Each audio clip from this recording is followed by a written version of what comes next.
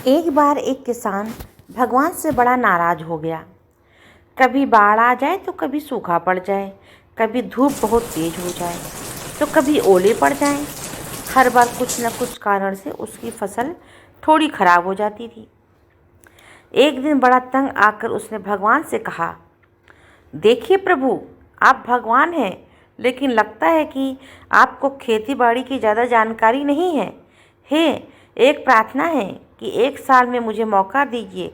मैं जैसा चाहूँ वैसा मौसम हो जाए, फिर आप देखना मैं कैसे अन्न का भंडार भर दूंगा। भगवान मुस्कुराए, कहा, ठीक है, जैसा तुम कहोगे वैसा ही मौसम दूंगा, मैं दखल नहीं करूँगा। किसान ने गेहूं की फसल बोई। जब धूप चाहिए तब धूप मिली, जब पानी चाहा तब पानी में आया।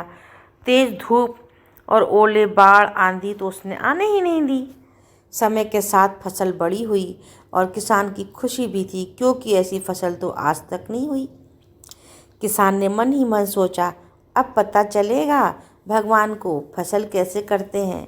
बेकार ही इतने बरस हम किसानों को परेशान करते रहे। फसल काटने का समय भी आया।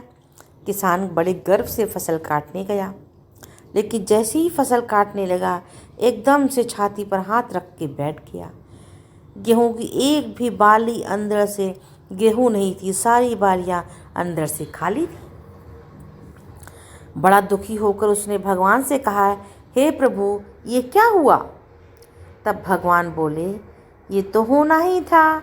तुमने पौधों को संघर्ष का जरा भी मौका नहीं दिया। न तेज धूप उनको तपने दिया, न आंधी में ओलों से जूझने दिया।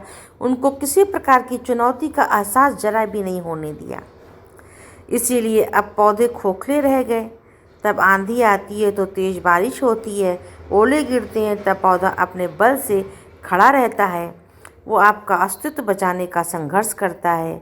इस संघर्ष से जो बल पैदा होता है वही उसे शक्ति देता है, ऊर्जा देता है, उसकी जीवटता को उभारता है। सोनों को भी कुंदन बनने के लिए आग में तपने, हथौड़ी से पीटने, गलने जैसी चुनौतियों से गुजरना पड़ता है, तभी उसकी स्वर्णिम आभा उभरती है, उसे अनमोल बनाती है। इसी तरह से जिंदगी भी अगर संघर्ष ना हो, तो चुनौतियाँ ना हो, तो आदमी खोखला ही रह जाता है, उसके अंदर कोई गुण नहीं आ पाता। ये चुनौतियाँ ही हैं जो आदमी के रूप तलवार को धार देती हैं, ऐसे सशक्त और प्रखर बनाती हैं।